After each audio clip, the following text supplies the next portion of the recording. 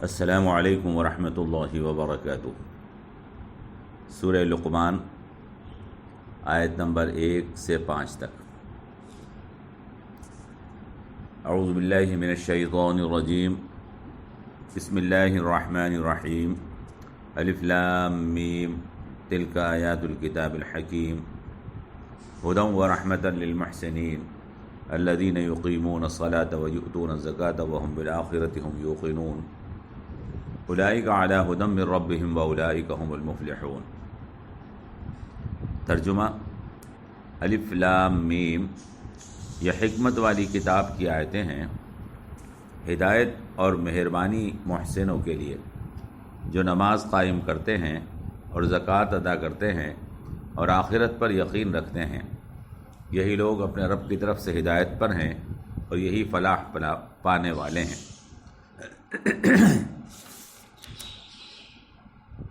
گزشتہ درسوں میں ہم آپ کو بتا چکے ہیں کہ حکمت دانش مندی اور سمجھداری کو کہتے ہیں۔ فلاح کا مطلب کامیابی اور مراد کا حاصل کر لینا ہے۔ ہدایت کا مطلب راست روی اور درست راستہ ہے۔ ہدایت یافتہ وہ شخص ہے جو ہر اعتبار سے درست ہو، اور محسن کا مطلب ہے کام کو عمدہ اور اچھے طریقے پر کرنے والا۔ اگر آدمی کے اندر احسان کی صفت پیدا ہو جاتی ہے تو وہ وضو اور نماز کو اچھے طریقے پر کرتا ہے، بلکہ اپنی زندگی کا ہر کام اچھے طریقے پر کرتا ہے، حتیٰ کہ دشمنی اور عداوت بھی شرافت اور اخلاق اور ایمانداری کے ساتھ کرتا ہے۔ اپنے گھر کے کوڑے اور کرکٹ کو بھی اور کباڑے کو بھی ٹھیک طریقے پر رکھنے کی کوشش کرتا ہے۔ محسن کی طبیعت اور خصلت ایسی ہوتی ہے۔ آئیے ہم آگے کی بات سنیں۔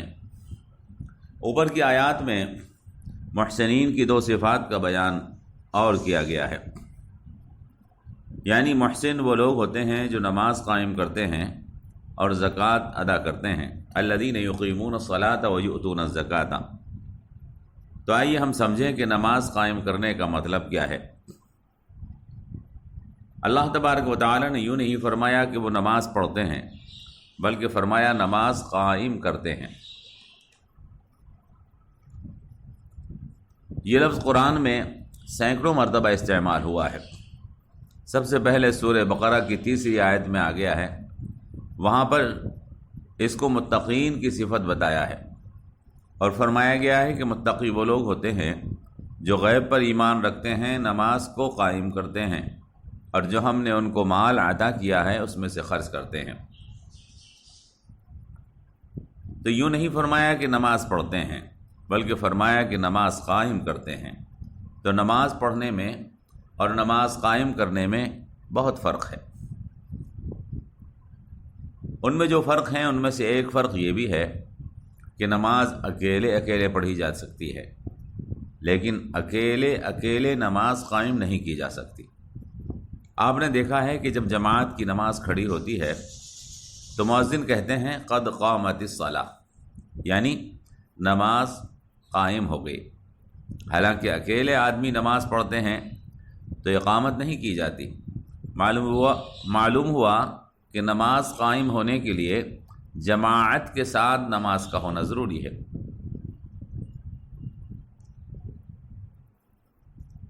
یعنی نماز قائم کرنے کا مطلب جماعت کے ساتھ نماز کا پڑھنا ہے۔ اور جماعت کے ساتھ نماز کیسے ہوتی ہے؟ آپ غور کریں۔ جماعت کے ساتھ نماز ایسے ہوتی ہے کہ اس کے لیے مسجد بنائی جاتی ہے، امام مقرر ہوتے ہیں، مؤذن مقرر کیے جاتے ہیں، ایک کمیٹی یعنی مجلس منتظمہ ہوتی ہے، اس مسجد میں اذان ہوتی ہے، لوگ وقت مقررہ پر جمع ہوتے ہیں، غسل اور وضو کی طہارت لے کر آتے ہیں، صف بندی کی جاتی ہے، امام آگے کھڑے ہوتے ہیں اور قرآن کی تلاوت کی جاتی ہے، اور یہ عمل روزانہ 5 مرتبہ کیا جاتا ہے۔ ہفتے میں تو ایک مرتبہ جمعے کے دن بڑی جماعت ہوتی ہے، جس کے لیے حاکم وقت کی اجازت ضروری اور شرط ہے۔ ایسا نہیں ہے کہ وقت آیا تو کسی کونے میں کھڑے ہو کر چپکے خدا کو یاد کر لیا تو نماز قائم ہو گئی، نہیں، بلکہ یہ سارے انتظامات اس کے لیے کیے جاتے ہیں۔ عموماً تمام مذاہب میں عبادت کا تصور انفرادی ہے، صرف اسلام ایک ایسا مذہب ہے جس میں عبادت کا تصور اجتماعی ہے اور ایک نظم کے تحت ہے، امام کی قیادت میں ہے۔ ہر مسجد کے لیے امام لازم ہے اور ہر نماز جماعت کے لیے امام ضروری ہے۔ بعض دوسرے مذاہب میں اب اجتماعی عبادت کی جانے لگی ہے، مگر وہ صرف ہماری نقل ہے۔ ان کے مذہب میں عبادت میں جماعت بندی اور صف بندی کچھ بھی ضروری نہیں ہے۔ ان کے نزدیک عبادت خدا اور بندے کا ذاتی معاملہ ہے۔ یہ صرف اسلام ہے جس نے ہمیں بتایا ہے کہ عبادت صرف بندے اور خدا کا انفرادی معاملہ نہیں ہے، بلکہ اللہ جو پوری کائنات کا بادشاہ ہے اس کا اور بندوں کا ایک اجتماعی معاملہ ہے۔ یہ صرف دھیان اور گیان نہیں ہے، بلکہ جماعت بندی اور انتظام بھی ہے۔ میرے محترم، نماز صرف پوجا نہیں بلکہ تربیت بھی ہے۔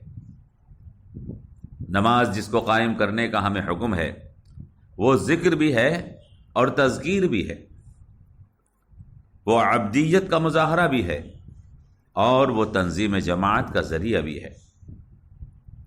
نماز جس کو قائم کرنے کا ہم کو حکم دیا گیا ہے وہ نماز وہ ہے جو اللہ اور بندے کا تعلق بھی ہے اور بندوں کا بندوں سے رابطہ بھی ہے۔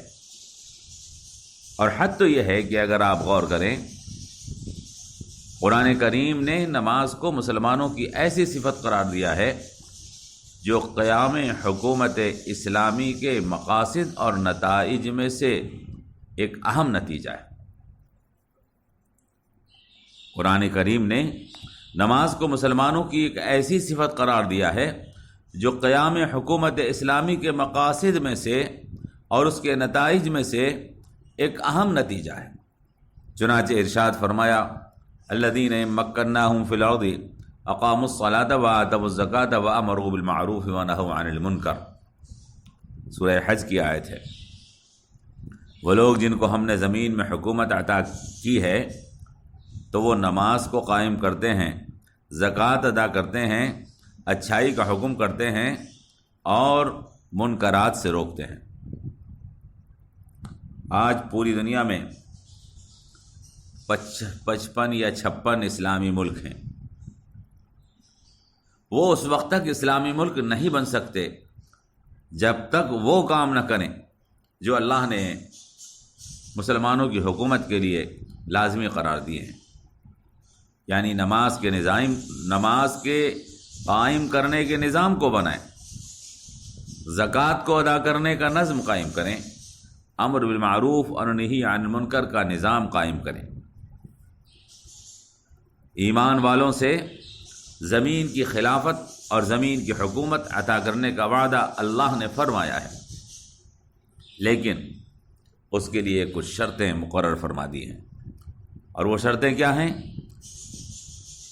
کہ یہ حکومت تمہیں اللہ تبارک و تعالی جب عطا فرمائے گا جب تم اللہ کی عبادت کرو گے اور اس کے ساتھ کسی کو شریک نہیں کرو گے، اور دوسری شرط ہے نماز کا نظام قائم کرو گے، نماز کا نظام قائم کرو گے، تیسری شرط ہے زکوٰۃ ادا کرو گے، اور چوتھی شرط ہے اللہ کے رسول جناب محمد صلی اللہ علیہ وسلم کی اطاعت کرو گے۔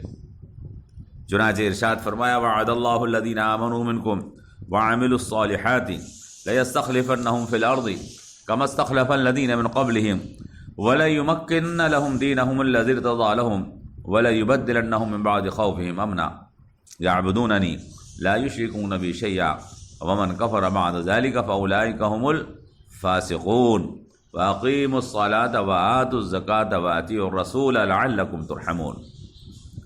یہ سورہ نور کی 55 اور 56 نمبر کی آیت ہے۔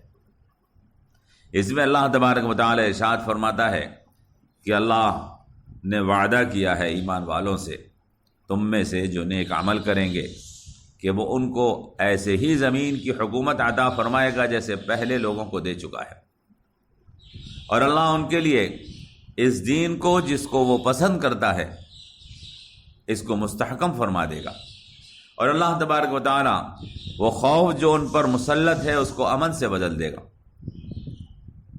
لہذا ان کو چاہیے کہ وہ میری عبادت کریں، میرے ساتھ کسی کو شریک نہ کریں، اور جس نے اس کے بعد کفر کیا تو وہی فاسق ہے، اور تم نماز قائم کرو، زکوٰۃ ادا کرو اور رسول کی اطاعت کرو تاکہ تمہارے اوپر مہربانی کی جائے۔ تو خلافت اور زمین کی حکومت ادا کرنے کی لازمی شرط ہے کہ اللہ کی عبادت کی جائے، اس کے ساتھ کسی کو شریک نہ کیا جائے، نماز قائم کی جائے، زکوٰۃ ادا کی جائے اور جناب رسول اکرم کی اطاعت کی جائے، تب اللہ کی مہربانی ہوگی۔ اللہ تبارک و تعالی نے اپنے اس وعدے کو ہماری آنکھوں کے سامنے صحابہ کے لیے پورا بھی فرما دیا ہے، اور یہی وہ وعدہ ہے جو اللہ نے قیامت تک مسلمانوں سے فرمایا ہے۔ حضرت علی کرم اللہ وجہہ نے ایرانیوں کے مقابلے پر جنگ ہو رہی تھی، اس موقع پر ارشاد فرمایا، اس دین کی قوت یا ضعف لوگوں کی کثرت یا قلت کی وجہ سے نہیں ہے، یہ اللہ کا دین ہے، وہ جس کو چاہے گا فروغ اور قوت عطا کرے گا، اور اللہ کا وعدہ شرط کے ساتھ ہے، اور ظاہر ہے کہ اللہ اسی کو طاقت اور شوکت عطا فرمائے گا جس کو وہ پسند فرمائے گا۔ میرے محترم، جو اللہ کے ساتھ کسی کو شریک کرے گا، جو نماز اور زکوٰۃ کے نظام کو قائم کرنے سے بھاگے گا، یا جو اللہ کے رسول صلی اللہ تعالی علیہ وسلم کی اطاعت اور محبت سے راہ فرار اختیار کرے گا، اللہ کو کیا ضرورت پڑی ہے کہ ایسے بد کردار لوگوں کو اللہ طاقت، حکومت اور شوکت عطا فرمائے۔ محترم سامعین، ایک بات نہایت اہمیت کے ساتھ اپنے ذہنوں میں محفوظ فرما لیں، نماز اللہ کی طرف سے عطا کیا ہوا وہ عظیم تحفہ ہے جو دل میں خوف خدا، کردار میں پاکیزگی اور طہارت، اخلاق میں جذبہ خدمت اور اعمال میں اللہ اور اس کے رسول کی اطاعت اور فرما برداری پیدا کرتی ہے۔ نماز اللہ تبارک و تعالی مومن کے لیے، اللہ تبارک و تعالی کا مومن کے لیے وہ عظیم نور ہے جو انسان کو درست راستے پر قائم رکھتی ہے۔ میرے محترم بزرگوں، اطاعت اور فرما برداری اور قانون کی اطاعت اور قانون کی پابندی قوموں کے لیے اور افراد کے لیے بڑا مشکل مرحلہ ہوتا ہے۔ اطاعت اور فرما برداری، قانون کی پابندی قوموں کے لیے اور افراد کے لیے بڑا مشکل مرحلہ ہوتا ہے۔ مومن کے لیے تحفہ معراج نماز مسلمانوں کی وہ عظیم تربیت ہے جس کو قوانین الہی کی پاسداری اور جناب رسول اکرم صلی اللہ تعالی علیہ وسلم کی فرما برداری کو سہل اور آسان بنا دیتی ہے۔ مومنوں کے لیے تحفہ معراج نماز مسلمانوں کی وہ عظیم تربیت ہے جو اس کو قوانین الہی کی پاسداری اور رسول اکرم صلی اللہ تعالی علیہ وسلم کی فرما برداری کو سہل اور آسان بنا دیتی ہے۔ محترم احباب، اگر درس کے طویل ہونے کا اندیشہ نہ ہوتا تو میں آپ کو تفصیل سے بتاتا کہ قوموں کی تعمیر اور ترقی میں اطاعت اور فرمانبرداری کا بڑا دخل ہے۔ جو قوم اپنے امیر کی اطاعت اور فرمانبرداری سے منہ موڑے، جو قوم اپنے امیر کی اطاعت اور فرمانبرداری سے منہ موڑے، دنیا کی کوئی صلاحیت اس کو ترقی اور کامیابی نہیں دے سکتی، اور جو قوم اپنے قائد کی اطاعت اور فرمانبرداری سیکھ لے، دنیا کی کوئی طاقت اس کو شکست نہیں دے سکتی۔ بدر کی فتح اطاعت کا نتیجہ ہے۔